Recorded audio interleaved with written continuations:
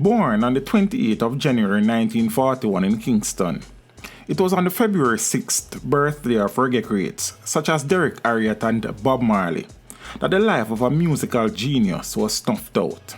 Legendary music producer and engineer Osbourne Ruddock, affectionately called King Tubby, was shot and killed on that day in February 1989 outside his home in Duane Park, St. Andrew. He was returning from a session at his Drummondley Avenue studio in Waterhouse. Teach them! Always make sure the message reach them!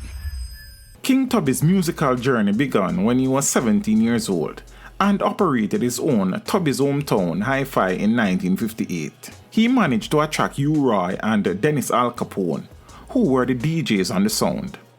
He later ventured into the world of studio engineering and became exceptional at what he did. Interestingly, the pioneering studio engineer's trade as an electrician is often cited as one reason for his expertise in the field of sound engineering. The nickname Tubby referred to his proficiency with tube amplifiers.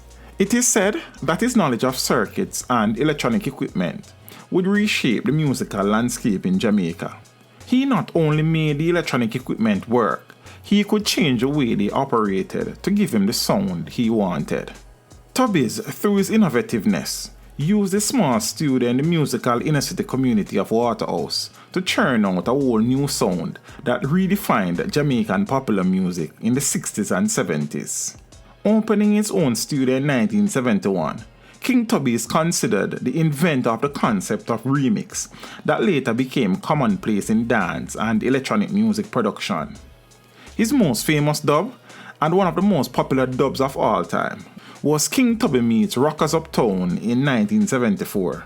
Legend has it that the original session was for a Jacob Miller song called Baby I Love You So, which featured Bob Marley's drummer Carlton Barrett playing a traditional one-drop rhythm. When Tubby completed the dub, which also featured Augustus Pablo on melodica, Barrett's drums regenerated several times and created a total new rhythm, which was later tagged Rockers. By the mid-1980s, King Tubby had shifted into production and released a stream of singles by the likes of Sugar Minott and Anthony Redrose. He occasionally released albums and reunited with Bunny Striker Lee for King Tubby the Dub Master with the Waterhouse Posse in 1983 and Sly and Robbie Meet King Tubby in 1985. His death, believed to have been the result of a street robbery. Sadly, the tragic crime has never been solved. But in the years since his death, King Tubby's legend has only grown. He may have started his career as a radio repairman, but before he was done, his name was one of the most respected around the world. Teach them! Hey yo, hello! Send the message and make it reach them. It's teach them. Right here, Warlord representing. Thank you for watching. Like the video before you go. Please subscribe if you haven't done so. And remember to share the video with your friends and family. And browse the channel for more quality content. Until next time, walk good, my friends. Teach them!